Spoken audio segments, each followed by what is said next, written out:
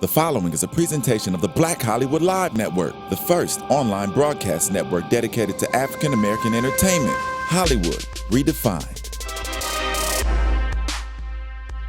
From Los Angeles, California, streaming live thanks to Akamai Technologies, this is Black Hollywood Live, the branded athlete, featuring in-depth interviews with and commentary on today's biggest and most successful athletes. Black Hollywood Live, Hollywood redefined. You're listening to Black Hollywood Live. And now, the host of Black Hollywood Live, the branded athlete. Niggas call me to set you up, want me to come and wet you up, cause you are out of town. Nigga, Oh, it's going? Oh, crap. All right. Hey, what's up? I guess we're on. As you can see here, this is a live show. So when they say that you're on, that means you're on. So right now, I'm on. Thank you guys so much for tuning in. It's Friday. It's 6 p.m. This is the Branded Athlete.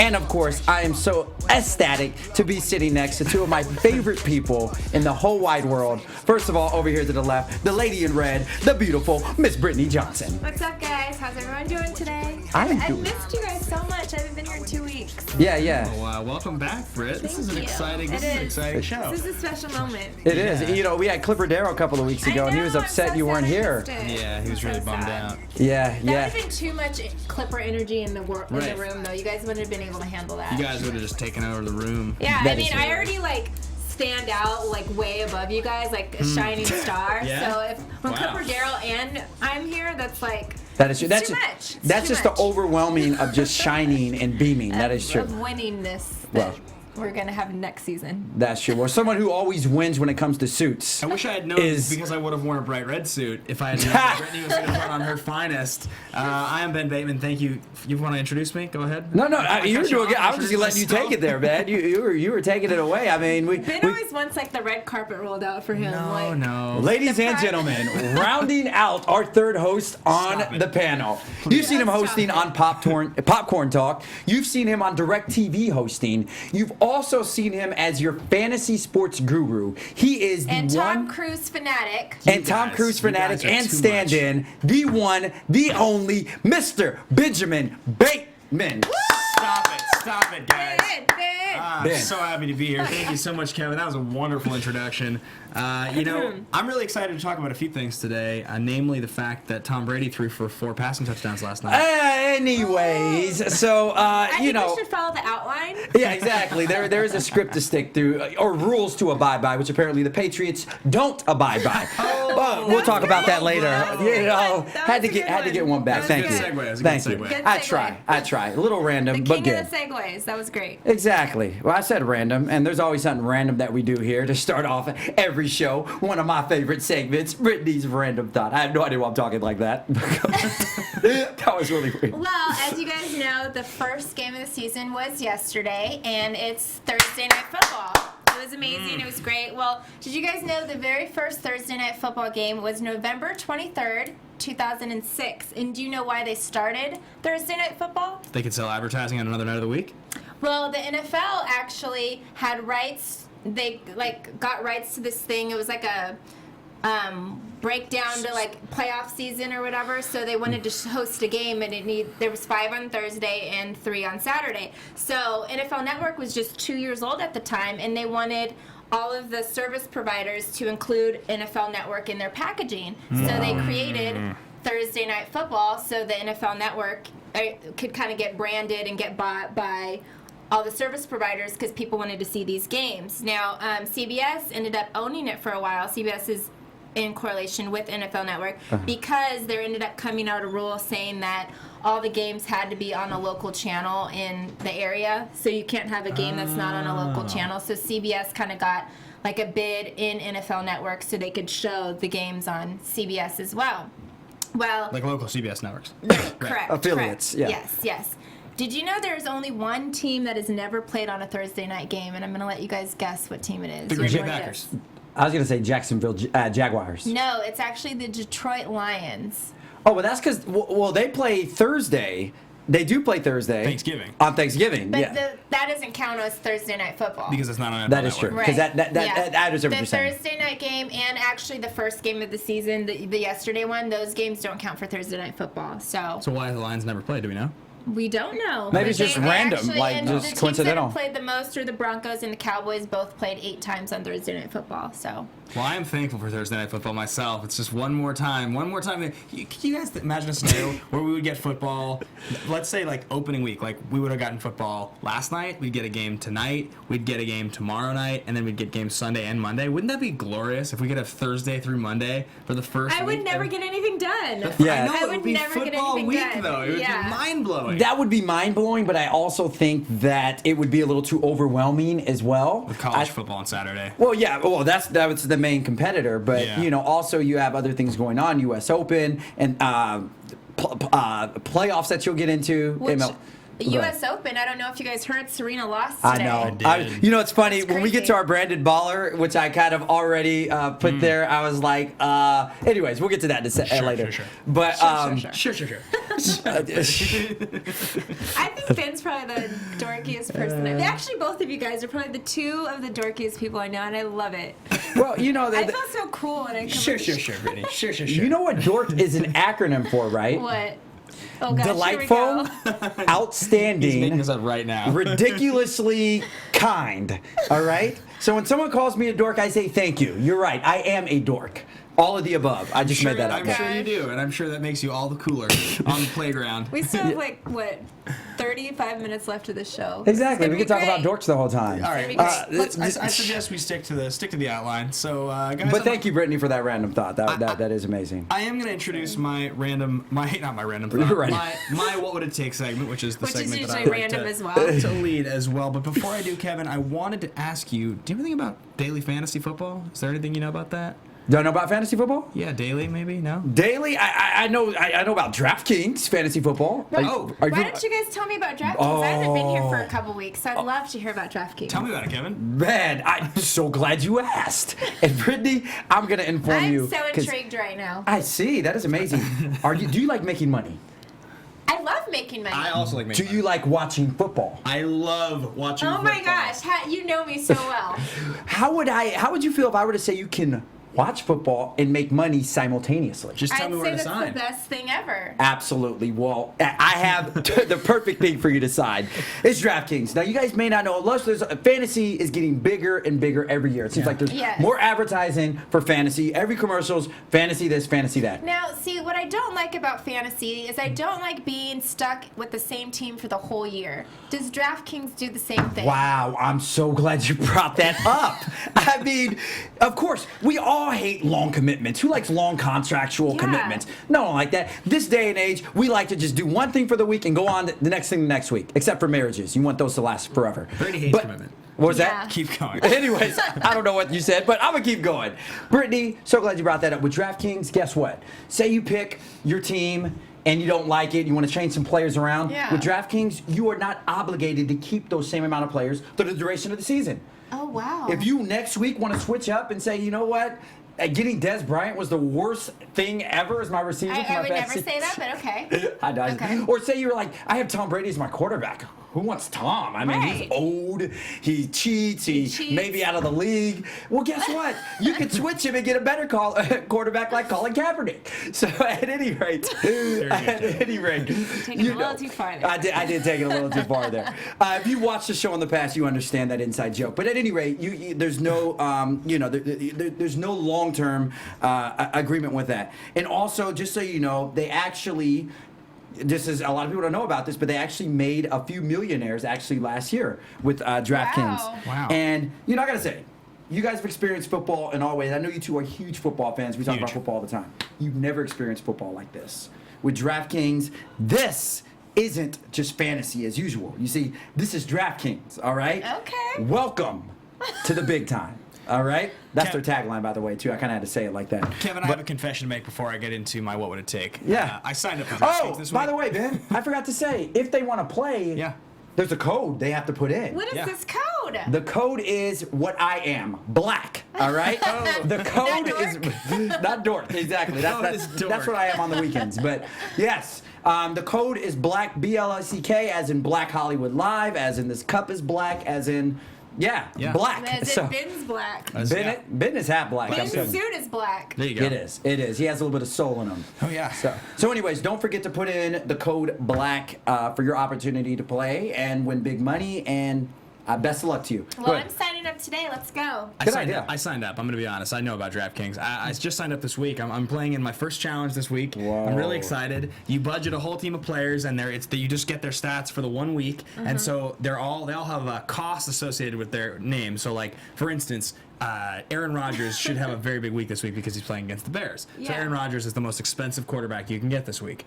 So But that changes. So that based on opponent. Okay. or- week to week, yeah. Okay. Obviously, Rodgers will always be expensive, but he'll Yeah, if vary. he's playing Defense. the Seahawks, Yes. obviously Right. he's not going to Okay. be. So Yeah. then what you look for obviously your guys that you know are going to have great games, and you also try to balance them against guys who are super, super, super under the radar, and you take a chance on them because you're trying to balance a fake budget. So I have a couple guys on my roster this week. I decided to say screw it on quarterback. I put Tyrod Taylor on both teams that I signed up for. Because Tyrod Taylor? I'll tell you why. Because he's significantly cheaper than the rest. And what You realize? Go ahead. I'm sorry. No, trust me. Oh, gosh. Because passing touchdowns are worth less than receiving and rushing touchdowns. So even if I have the best quarterback and he throws for 5 touchdowns, it's better for me to spend that money on Julio Jones, on Des Bryant, on Eddie Lacy, and get a quarterback who very well might run for 2 touchdowns. I mean, Tyrod Taylor might screw it up, but he also might be just average. And for half the price of Aaron Rodgers, it's worth it. That's my recommendation for the week. Let's get on with it. So you're saying his mobility aspect is what really brings him more value? His price is what brings him more value. The fact that he's a starting quarterback that cheap. actually has a chance and he runs, So because running is worth Ben likes them Cheap. cheap. He Okay? likes them cheap. Ladies, remember that. Julio Jones, guys. Watch out for Julio You guys Jones. think you're going to Lowry's on a date? Ben is taking you to freaking IHOP. So make sure. Taking you to Denny's. Denny's, right? So what would it take for Tyrod Taylor to have a great week? I don't know, but I'm interested in what would it take for something else to happen. Oh, and I have a What? segment called that. This That is was called. a bad segue. This That's is good. called- That's actually pretty No. smooth. You caught me off guard. That was so good. I was like, whoa, that was. So I have a segment here called What Would It Take, guys? This is a section where we propose a question. It should be kind of outlandish, something that probably or almost definitely won't happen, and we will ask the question of what would it take to see this happen. This year in the NFL, we have 2 rookie quarterbacks starting for their teams, the number 1 and the number 2 overall pick. We have Jameis Winston starting for the Buccaneers, and we have Marcus Mariota starting for the Tennessee Titans, and they happen to be playing each other this week. The question is, what would it take to see either Jameis Winston or Marcus Mariota as the champion of the NFL, as the quarterback of the Super Bowl winning team this season? This season? This season. I like it. It's very outlandish. Gosh, it is. Very outlandish. But the first thing that comes to mind when you say something that outlandish is you need to look for the perfect scenario. And this is, by the way, this is not a diss at all. But you take an early quarterback that was drafted in 2012 alongside Andrew Luck and RG3 Yeah. and named Russell Wilson. Yep. Who ended up Third was a fourth round, fourth round. round, yeah, 75th overall. Yeah. Went to a great team. Yep. And he had just unprecedented success over not just his first year, but his first couple of years in the league. Remember and that they weren't a great team when they drafted him. That's true. They were 7-9, I think, the year 7-9 before. team, Yeah. But at the end of the day, I think it needs to be something like that, where one of them are playing on a team. And I haven't did my complete scouting report on the Titans, so I don't know. I can't name everything, but it would take one of them to come into a situation where they will have an incredible running back that can honestly kind of be the heart and soul of that. Because as a rookie, especially as a rookie quarterback, you don't want to put everything on All them. the pressure on them, You don't want right. exactly. You don't want all the pressure on them. They still need to develop a little bit before you do that to them. So you need a great running back. You need great receiver. You need great Right. people. That's why the Seahawks kind of worked so well. Exactly. Because he had Marshawn Lynch there. Absolutely, Yeah. absolutely, and a great defense. Yes. So that's why, to answer your question, what would it take for one of them to go on to the Super Bowl? An incredible running back that rushes for over 1,500 yards this season, and a defense that's in the top 5 in efficiency this year. Something like that can happen, I believe, because both of them, they have the talent. We know that they have the talent. Sure. They have the poise. They have the intangibles. I'm still questionable over Winston's leadership skills. Yeah. But, if they have the right components around them, it could happen. Okay, I mean, I would agree with that. I think that was very well said. And I think, what team do you think, out of those two, what quarterback would you say has a better chance right now? I like Mariota. And I say that because I watched him throughout preseason and very sharp. And the thing is, his decision making to me is just very precise. You know, I mean, obviously he's still going to make rookie mistakes. That's not to say he's not going to go out there and get a dozen interceptions, but I just like his decision making, and I think he's actually better mobile-wise than Jameis Winston is. We always know that Jameis Winston can put on the ball and run, but Marcus Mariota, he's truly a dual threat quarterback. Yeah, absolutely. And I think that he just brings more to it. I feel that he's a lot more sharper as a passer, and I feel overall his football IQ is higher than Jameis Winston's. Okay, Ben, what do you think? Well, I think the first thing to look at is their divisions. They both play in pretty weak divisions. The only really relevant team in the two divisions to pay attention to is the Indianapolis Colts in the AFC South. Yeah. And aside from that, you're up against the Jacksonville Jaguars, the Houston Texans, Carolina Panthers, Atlanta Falcons, New Orleans Saints. Every one of those teams has a huge question mark. Division last year, they were what, 5 and Yeah, they were like they're 7 and they had 7 and 9 or something. 7 and 9, yeah. but they had a losing They record. were almost 5 and 11 though, but yeah. Had a losing record basically. Yeah. So I think the first thing you look at there is you say, okay, the Colts have a strong chance to win their division. Absolutely. Absolutely. If for whatever reason the Tennessee Titans, I mean, you look at the supporting cast, and as you guys said, strong supporting pieces. David Cobb's on IR. He hurt himself in a walkthrough, so now you're relying on Bishop Sankey to run the ball for the Tennessee Titans. Sankey, though he was a stud at Washington, probably not the guy that's going to lead you to victory. Yeah. As well as the fact that you've got Harry Douglas and Kendall Wright with possibly Dorial Green-Beckham coming as the third receiver. Exactly. As the weapons there, and maybe Delaney Walker as a dump-off target. I mean, the weapons on the Titans are pretty Minimal. abysmal, and it's Yeah. a bad offensive line. So up to the other side, you've got the Buccaneers. I think Jameis, bigger arm, a little bit better of a prospect, not by a huge margin, but definitely a little bit better, which is why he was taken first overall. Doug Martin, who was a Pro Bowler in his rookie season, He's actually on my fantasy team. and he's playing. And He's from playing Stockton, well. California, by the way, too. Doug Martin. Big up, Stockton. Sorry. He's playing well. Mike Evans is a beast of a receiver. Yeah. Austin Seferian-Jenkins, another 6'6" tight end. You've got Vincent Jackson, 6'5". Yeah. I mean, it's a dude with a big arm throwing to a bunch of giants out there. Plus Gerald McCoy and a couple other pieces of that defense. I really think that the Bucs have the better chance, and they're not going up against any tough competition. So the Buccaneers could easily win that division. The Saints are depleted. The Falcons have absolutely no running game, and the Panthers are just a complete dumpster fire. So I think the Bucs could easily win the division, at which point anything can happen in the playoffs. I don't know. Yeah, no, anything can happen. I mean, obviously, I feel that Tampa Bay has more just offensive weapons. If you're just looking right now, you know, as far as, the talent that precedes them. Versus the Titans, to be honest, I can't even name all 5 of the receiving core for the Tennessee Titans. But I will say this. Mariota has proved that he can and will with minimal. I mean, obviously we know Oregon always has their offense because they're a high-powered, high-octane offense. But he is somebody that you can see single-handedly take over a game if need be.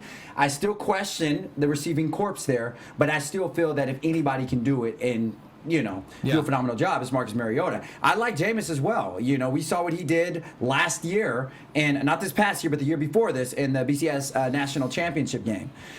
So I'm not to rule him out. I feel that Mariota's the better prospect, but I feel that Tampa Bay has a better just overall offense for Jameis to work off of. Much better weapons. I mean, absolutely. You heard the guys that I named, the receivers for Tennessee. Justin Hunter's another guy I forgot to mention. I mean, nobody there. Kendall Wright maybe is the best prospect, but we'll see. It definitely see. So I guess what would it take? It would take it would take a great offensive group to get together and make it happen, right?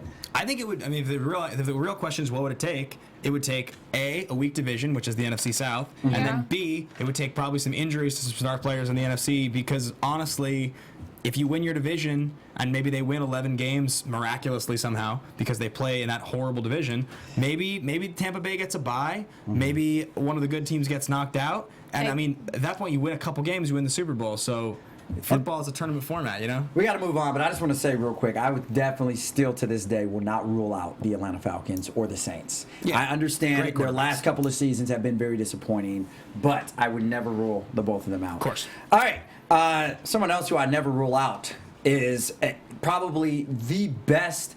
I will argue and say she is the best athlete of the last 2 decades. Male or female? Female. She is the best female athlete that we've seen over the last 2 decades. And we always highlight every week. We have something we call the Branded Baller of the Week, something that Miss Brittany initially did the inception of. And this week is none other than somebody that's pretty much been dominating on every level, which ironically, unfortunately, suffered a defeat earlier today, but that can't take away just from the incredible year that this young lady has had, not just on the court, but off the court as well. Her brand off, she's just soaring with endorsement deals, And book she deals. has a new boo, Drake, Well, they were photographed eating together at some restaurant. making out. I don't know the credibility I of saw the that. kissing picture. I- I mean, that's credibility right there if you're making out with Brittany somebody. is in on it. She is. Yeah, I know. Yeah, I yo, know she people knows. who know people. Exactly. No, Brittany is well connected, all right? If you are in Turkey, Australia, Brittany has a way of getting to know you somehow, some way. She's in the CIA. But anyways, Serena Williams is our Branded Baller of the Week. She did, golly, look at those muscles. I mean, And I do want to mention Serena Williams is a vegan. are you serious? She is a vegan, yes.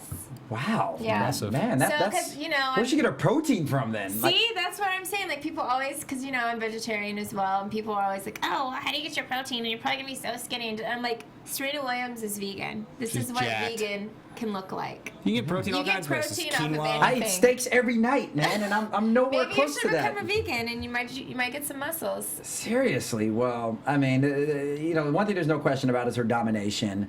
And, I mean, I don't know. Can you think of a better female athlete in the last 20 years than this woman right here? She's pretty dominant. She's not only dominant, but she's also iconic in the way that the great athletes Right. really are. I mean, I'm not a big fan of women's tennis. Like, not like I'm not a fan. I just don't watch a lot of it. And Didn't you say you like Do you Anna watch- Kournikova or something like no, that? that, You that was probably just you, actually.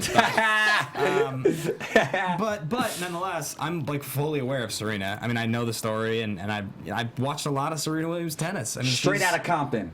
Really? Yeah, she's Yeah. from Compton, Born- California. Born and raised.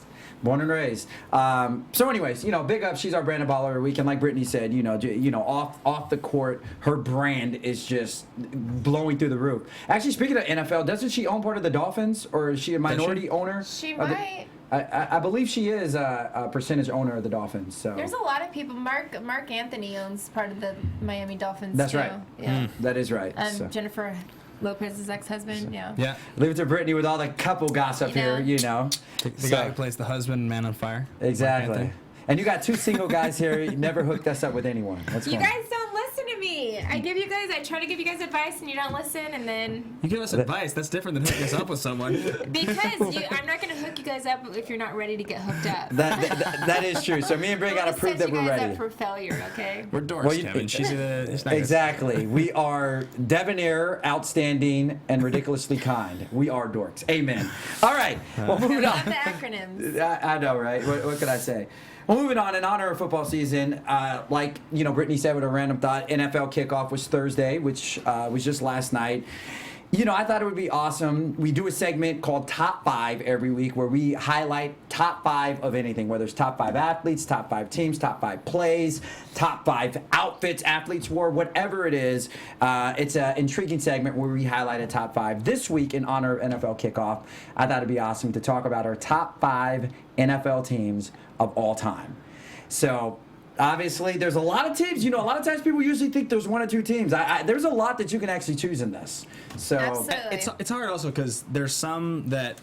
So let's just pretend you're a fan of your local team and they had Exactly. like, some incredible 14-2 season one year and then they got knocked out in the first round. It's really most of these teams are remembered by winning a Super Bowl or not, or making a Super Bowl and losing, but it's very rare. This is Ben right here. Yeah. And that's Kevin. I know, right? Ben and Kevin right here. Hey, and we're looking smooth too, with our hands out. So I have a feeling most of these. Go ahead. I have a feeling most of these teams are going to be Super Bowl winning teams. But I'm sure if anybody's watching this and thinking that you're forgetting this team that won 15 games and then got knocked out, well, It's our own personal. That's why it's our top 5. Thank You you. can leave your top 5 in our comment box below. Yes. Go ahead and do that. yes. Yes. All right, who wants to start? So So how are we doing it? we'll just One start at the end and of the table. Yeah, we'll just do one. one? Okay.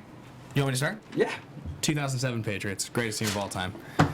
They lost in the Super Bowl. Doesn't matter. Against the freaking Against the Giants. It doesn't even that matter. were like 8-8 that year. I don't even care. That's the greatest. They were team of all 10 time. and 6, but yeah. Oh, whatever. It's just they were the fact that they lost in the Super Bowl to me almost makes the story better. Obviously, it takes away from the team. What? Don't get me wrong. That's called a silver lining you're looking for. right there. No. I'm just saying. Look, in my personal opinion, I'm not going to honestly say they're the greatest team of all time. I don't know if they are the greatest team of all time. They're one of the greatest teams of all time, no question. At the time, Brady set the touchdown record. Moss got the receiving touchdown record on the same pass, mind you, which is unbelievable. Just the way that season went, coming out of the accusations of Spygate, the fact that's that enough time. We've spent enough time.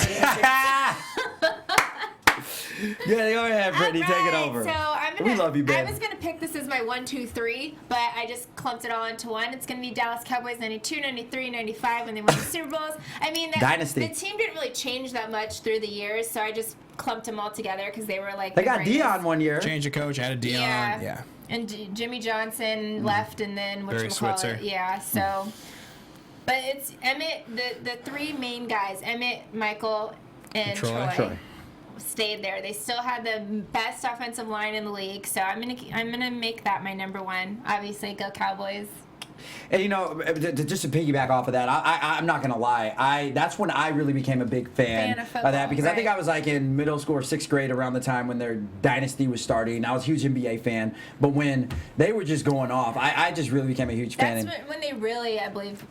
I mean, they were America's team a little bit in this like 70s, but really became like America's team during that time. Absolutely. Well, that was the 90s was really the first of the major commercial football booms where football kind of took over as America's sport when it really beat out baseball. Now we're in another one with the last 5 years. It's because of fantasy football. It's on a whole nother level. But that was the big one. And at that time, obviously, Dallas and San Francisco were both winning championships. They were going back and forth pretty much. Which is why they're in a lot of people's minds and hearts is like those are the teams, you know? Because after 94, the 49ers won in 95 the following year. 90. And then they won it in 90, in 89. Like, I think there was like an 8-year span when pretty much 7 Super Bowls were won by either, there was an 8-year span when 6 Super Bowls were either won by Dallas or the 49ers. So. Yeah. All right, so my team, first team that I'm actually going to add on here, just to combat Ben, is actually the 2007 New York Giants. Oh, get out of here. No, they were an 8-8 team. They were 10-6. They were 10-6, which is respectable. Uh-huh. Also, the reason I added them on here, and I always throw a controversial one on here. I was going to say them last, but since you said, the 2007 big, I'm like, I'm going to just come back with the team that beat them. And the reason I threw the Giants on here, you realize that they won and we all know in the NFL especially, home field advantage is everything. Everything. And for them to be a wild card team, win on the road, then go into the divisional round, win on the road, and then go into the NFC championship, win on the road, and then go into the Super Bowl. It's the underdogs. I mean, Vegas had the odds ridiculously in favor. So they did it twice. They did it twice as that same thing. I think they did the same thing in 2011. They did in 2011. Even though theirs was not as remarkable because they beat my Niners in the NFC championship that year. I think that's actually when Eli really proved something. Thank you. You know, I really do believe that. That's when he proved, like, I'm. He said he was an elite quarterback. Yeah. At the beginning of the season, he infamously came out and said, "I am an elite quarterback of this league." A lot of people laughed at him, and everyone was like, "Oh yeah, I wouldn't even put you in my top 10." What he did, Ben, that postseason was ridiculous. He put together some of the best postseason play I've ever seen from a quarterback as an underdog. Yeah. Yes, Brady, all those other people, they're going into the game. People's expecting them to win. What freaking Eli Manning did was ridiculously. All right, Kevin, we stayed on this long enough. All right, sorry. Thank you. That was a great story, though. You talk about a great story. That's you got to give him credit, Ben. Football and love sports is stories like that. Exactly. My next one is going to be the 1999 St. Louis Rams, the greatest show I had them on turf. Yes. I have this great memory. Yes. You know how every year in the preseason they show the commercial they try to like make preseason football exciting, and they come up with it. There was one year where they were showing the press conference where Trent Green went down in the preseason with an injury. Yeah. And Kurt Warner he had been stocking shelves in a grocery store earlier that year. Well, he was in the CFL. Yeah. And they're like, "What are you gonna do?" And then the coach is like, "We will rally behind Kurt Warner and we will play good football." And every time I get chills, I get the goosebumps because I love Kurt Warner, and that's just a great season. Great story. And also, real quick, to piggyback off of that, because they're, I had them on. You know that they were the only team at that time to score over 500 points in one season, because that's why they were called the greatest show on turf, because they were just dominating opponents, and they averaged 18-point wins over their opponents throughout the season, and it was so fun to watch. It was so fun to watch. Well, it was a huge change in philosophy too in football. If you look at the way football works now, and you have so many running backs catching passes out of the backfield, it's such a passing league. I mean, that sort of thing. Marshall Faulk was like a trendsetter that didn't really exist back then. Offense changed. Nowadays, it's very commonplace. Mike Martz, if he was in the NFL, probably would be behind the curve, but at that time, he was way ahead of it, which is why they were so successful. Right. I 100% agree. Okay, well, speaking of somebody who averaged very high points over their team or over the opponents were the Packers. They had in the '96 Packers went 13-3. Yeah. And they averaged 15 points more than their opponents during that game or during that season, and they ended the season first in offense and defense. So I feel like they were the most complete team, one of the most complete teams ever to play a season, because they were first in offense and defense. I agree with you. Just like a combination of everything. They were a great team. And that was one of Favre's consecutive 3 MVP. I think that was the second of his 3 consecutive MVP seasons. We had one of them where he split the MVP, where he shared the MVP. He was co-MVP with someone else. But yeah, that was also the Drew Bledsoe Patriots lost that year. And it's also funny if you think about it, like Favre played for so long and he was so good for so long that he won that Super Bowl, I want to say like 3 years into his career, and then never won again. It's crazy. Which is insane. He played for. So he almost got there with the Saints in 2009, but he got knocked out by the foot of what's his face, the dude from the Saints. Well, they lost the next year to the Broncos, but then they made it. Yeah. But anyway, exactly. Okay, all right, real quick, I'll just say mine. And because they're up here, right here, 85 Chicago Bears. I have them too. Perfect. I actually have them 84-86. Well, they were dominant. Yeah, they went 35-3 out of those 3 years. So, Insane. Yeah. And they made a rap song called the Super Bowl Shuffle. And this is the first rap song my mom bought for me when I was like 4 years old. No wonder why you're so dorky. Exactly. Super But Bowl I mean, shuffle. the 85 team had 5 guys that end up going to be Pro Bowl or Hall of Famers. Exactly. So it's like, great team. Mike Ditka. And by the way, they beat the Patriots in the Super Bowl in '85 too. Just want to say that. Did they really? Ben. Yeah. Oh, that's the piece of trivia I didn't know. All right. Yeah, I put that too. I'm like, Patriots. Right? You guys realize I'm a Seahawks fan, but I just love Tom Brady. Whatever. I'm not a Patriots fan. Okay, let's go on with your next one. I'm sure you have the Seahawks on there. So I have go the ahead. 2013 Seahawks. I do have them as well, actually. Yeah, I put because of their defense alone. Yeah, I mean, they were a record set. I'm going to pair them, though, with the 2013 Broncos. And the reason is because the 2013 Broncos had the most prolific offense in the history of football. Absolutely. Incredible. Absolutely. And the reason that I think, as well as anything else, that the Seahawks deserve the win is because They beat the best the offense. greatest offense I of all agree. time. Offense 45 to 8 or something in the Super Bowl. I 100% agree with you. So it's just, they're both incredible performances, but, you pair them together. I absolutely agree with you. Go So ahead. I had that one as well. My next one is going to be the 94 49ers. Steve Young Niners. I I love that chose team. them. They went 13-3 on the season, and then they had 10 players go to the Pro Bowl that year, and then That's they a beat record. the Chargers. And yeah, Steve Young that's threw the most. 6 They've had that touchdown happened passes. twice, but Yeah. He threw 6 touchdowns. Oh, they in the Super Bowl. destroyed them. It Yeah. was like it was ridiculous. Very that's good my last selection. One I put on here. I know this is controversial, like my 2007 Giants, but I put the '98 Vikings. And The the lost reason, Vikings. They lost the Falcons. yes, in the Yeah. NFC Championship, because Gary Anderson missed a field goal that would have put the Vikings in the Super Bowl. But anyways, you speak about some of these prolific offensive years. This was another one. In '98, they went 15-1, nearly a perfect season, and that was Randy Moss's rookie year. He was a sensation. Awesome. Just came out and just obliterated. Was it Randall Cunningham? Randall Cunningham. Yeah.